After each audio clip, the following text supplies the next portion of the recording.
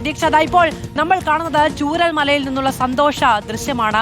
വീടുകളുടെ തെരഞ്ഞെടുപ്പുമായി ബന്ധപ്പെട്ട നറുക്കെടുപ്പ് അവിടെ പൂർത്തീകരിക്കുകയാണ്. അവിടെ നിന്ന് നറുക്കിലൂടെയാണ് വീടുകൾ തിരഞ്ഞെടുക്കുന്നത്. നേരത്തെ തനിക്ക് കിട്ടിയ വീടിന്റെ നമ്പർ എടുത്ത് ഉയർത്തി നിൽക്കുന്ന ഒരു വീട്ടമ്മയെ നമ്മൾ കണ്ടു. സന്തോഷ കണ്ണുനീര് നമ്മൾ കണ്ടു. ആ കാഴ്ചയിൽ നിന്നാണ് നമ്മൾ ഈ നറുക്കുകളിലേക്ക് പോകുന്നത്. ഇത് അവിടെ എല്ലാം നഷ്ടപ്പെട്ട മനുഷ്യരുടെ ജീവിതമാണ്. അവരുടെ മുന്നിലേക്ക് വരുന്ന വലിയ സാന്ത്വനത്തിന്റെ കടലാസുകളാണ് നമ്മൾ കാണാൻ കഴിയുന്നത്. അതിൽ ഓരോ കുറിപ്പിലും അവരുടെ സുരക്ഷിതത്വത്തിന്റെ സർക്കാർ നൽകുന്ന ഉറപ്പാണ് നമ്മുടെ മുന്നിലുള്ളത്. ഓരോരുത്തരായി ആ നറുക്കെടുപ്പിൽ പങ്കാളിയുമാകാൻ ഒരുങ്ങുകയാണ്. അതിന്റെ കാഴ്ചകളാണ് നമുക്ക് കാണാൻ കഴിയുന്നത്. ഇന്ന് ഏറ്റവും പ്രധാനപ്പെട്ട ഒരു ദിവസം തന്നെയാണ് അവരെ സംബന്ധിച്ചിടത്തോളം. ചൂരൽമലയിൽ സർക്കാർ പൂർത്തിയാക്കിയ ടൗൺഷിപ്പിലെ വീടുകളുമായി ബന്ധപ്പെട്ട നറുക്കെടുപ്പാണ് പൂർത്തിയാകുന്നത്. ടൗൺഷിപ്പ് പൂർണ്ണമായും ഒരുങ്ങിക്കഴിഞ്ഞിരിക്കുന്നു. 170 പേർക്കാണ് ആദ്യഘട്ടത്തിൽ വീടുകൾ കൈമാറുന്നത്. അതിന്റെ നറുക്കെടുപ്പാണ് ഇന്ന് നടക്കുക. മുഖ്യമന്ത്രി ആണ് ഇതിന്റെ വിതരണ ഉദ്ഘാടനം നിർവഹിക്കുക. ഒരു ഉപഭോക്താവ് കൂടി അവിടേക്ക് എത്തിയിരിക്കുന്നു. നറുക്കെടുത്ത് നമ്പർ പരിശോധിക്കാൻ ഒരുങ്ങുകയാണ്. അവരുടെ മുന്നിലേക്ക് എത്തിയിരിക്കുന്നു. നമുക്ക് കാണാൻ കഴിയും. ആ വീട്ടു നമ്പർ അവരുടെ കൈകളിലേക്ക് കിട്ടുകയാണ് ചെയ്യുന്നത്. ഓരോരുത്തരായി വരുന്നു.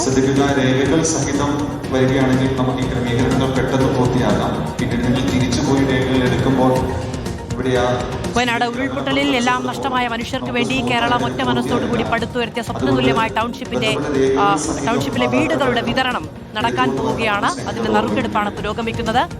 170 വീടുകളാണ് ആദ്യഘട്ടത്തിൽ ഉപഭോക്താക്കൾക്കായി വിതരണം ചെയ്യുക, അർഹർക്കായി വിതരണം ചെയ്യുക.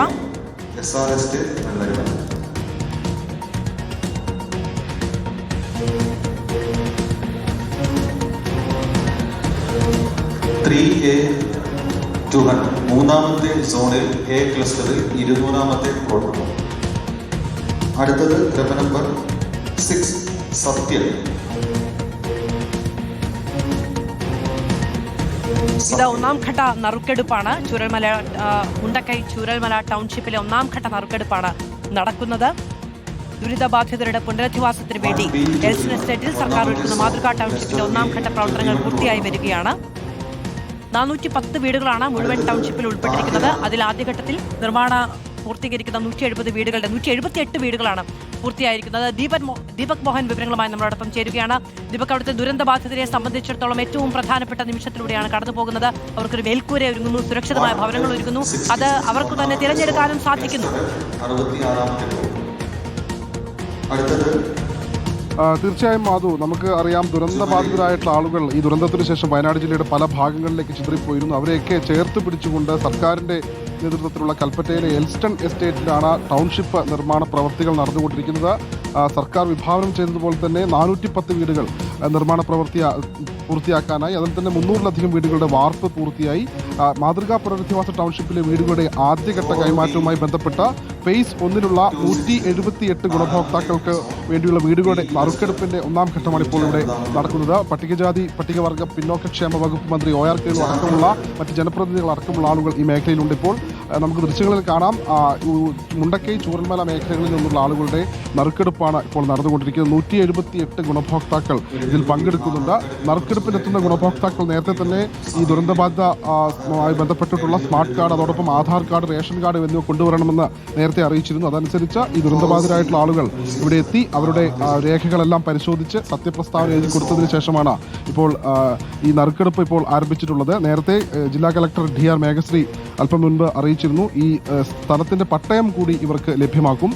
നറുക്കെടുപ്പ് എടുത്തതിന് ശേഷം ഇതിന്റെ രേഖകൾ പരിശോധിച്ചു. അതിനുശേഷമായിരിക്കും ഇനി ഓരോ ആളുകൾക്ക് ഈ സോൺ 1ലുള്ള ഏതൊക്കെ മേഖലകളിലാണ് വീടുകൾ ഗുണഭോക്താക്കൾക്ക് ലഭിച്ചിട്ടുള്ളത് എന്നതനുസരിച്ചായിരിക്കും ഈ പട്ടയ വിതരണം കൂടി നടക്കുക.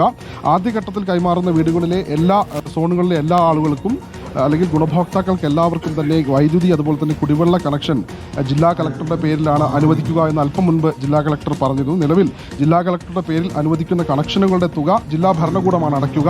ടൗൺഷിപ്പിൽ നിർമ്മിക്കുന്ന 410 വീടുകളുടെയും പ്രവൃത്തി പൂർത്തീകരിക്കുന്ന മുറയ്ക്കായിരിക്കും ഗുണഭോക്താക്കളുടെ വ്യക്തിഗത പേരിലേക്ക് ഈ കണക്ഷനുകൾ മാറ്റുക. അതായത് ഫലത്തിൽ ഇവർക്ക് വൈദ്യുതിയും അതോടൊപ്പം കുടിവെള്ളവും ഒക്കെ സൗജന്യമായി തന്നെയാണ് നൽകുന്നത്. ഏതായാലും ദുരന്തബാധിതരെ സംബന്ധിച്ചിടത്തോളം വലിയൊരു പ്രതീക്ഷയുള്ള ഒരു ദിവസം, അവർ കാത്തിരുന്ന ദിവസമാണ്. ഇനി 25-ാം തീയതി വീട് താക്കോൽ കൈമാറ്റത്തിന് വേണ്ടി കാത്തിരിക്കുകയാണ് ദുരന്തബാധിതർ. മാധു. എൽസ്റ്റൺ എസ്റ്റേറ്റിലെ 64 ഹെക്ടർ സ്ഥലത്താണ് സർക്കാരിന്റെ സ്വപ്ന ടൗൺഷിപ്പ് പദ്ധതി ഒരുങ്ങുന്നത്. 410 വീടുകളാണ് ആകെ നിർമ്മിക്കുക. 1662 ആളുകളാണ് അവിടെ താമസത്തിനായി എത്തുക എന്നുള്ളതാണ്. അതിന്റെ ആദ്യഘട്ടത്തിൽ താക്കോൽ കൈമാറ്റം നടക്കുന്നത് ഈ മാസം 25-ാം തീയതിയാണ്. മുഖ്യമന്ത്രിയാണ് വിതരണ ഉദ്ഘാടനം നിർവഹിക്കുക. 178 വീടുകളാണ് ആദ്യഘട്ടത്തിൽ കൈമാറ്റം ചെയ്യപ്പെടുക. എല്ലാം തകർന്നുപോയ ചൂരൽമല മുണ്ടക്കൈ പ്രദേശത്തെ സർക്കാർ പടുത്തുയർത്തുന്ന ടൗൺഷിപ്പ് മാതൃകാ ടൗൺഷിപ്പിന്റെ നിർമ്മാണം പുരോഗമിക്കുകയാണ്. അത് ഏറെക്കുറെ ഒരുങ്ങിക്കഴിഞ്ഞിരിക്കുന്നു. ആദ്യഘട്ടത്തിലെ 178 വീടുകളുടെ നിർമ്മാണം പൂർണ്ണമായും ഏറെക്കുറെ പൂർത്തിയാക്കിയിരിക്കുന്നു. വീടുകൾ മാത്രമല്ല, അവിടെ ടൗൺഷിപ്പുമായി ബന്ധപ്പെട്ട് ആരോഗ്യ കേന്ദ്രത്തിൽ ലബോറട്ടറി, ഫാർമസി, പരിശോധന, വാക്സിനേഷൻ, ഒബ്സർവേഷൻ മുറികൾ, എല്ലാ കാര്യങ്ങളും, പൊതുമാർക്കറ്റിൽ കടകൾ, സ്റ്റാളുകൾ, ഓപ്പൺ മാർക്കറ്റ്, കുട്ടികൾക്ക് കളിസ്ഥലം, പാർക്കിംഗ് ഒക്കെ ഒരുക്കും എന്നുള്ളതാണ്. മൾട്ടിപർപ്പസ് ഹാൾ, കളിസ്ഥലം, library, sports club, open community centre തുടങ്ങിയവയെല്ലാം ടൗൺഷിപ്പിന്റെ ഭാഗമായി വരും. എല്ലാം പൂർത്തിയാകും. എല്ലാ ഇടത്തും ആളുകൾക്ക് സന്തോഷത്തോടുകൂടി, സമാധാനത്തോടുകൂടി, ഒരുമയോടുകൂടി ആ ദുരന്തത്തിന്റെ ഓർമ്മയെ അതിജീവിക്കാൻ കഴിയുന്ന തരത്തിൽ ഒരു സൗഹാർദ്ദപരമായ അന്തരീക്ഷം ഉയർത്തിക്കൊണ്ടുവരിക എന്ന ലക്ഷ്യമിട്ടുകൊണ്ടാണ് കേരളം ആ ടൗൺഷിപ്പ് പൂർത്തീകരിക്കുന്നത്. 25-ാം തീയതിയാണ് വിതരണോദ്ഘാടനം കേരളത്തിന്റെ മുഖ്യമന്ത്രി പിണറായി വിജയൻ നിർവഹിക്കുക. ദീപക് മോഹനാണ് വിശദമായ വിവരങ്ങൾ നൽകിയത്.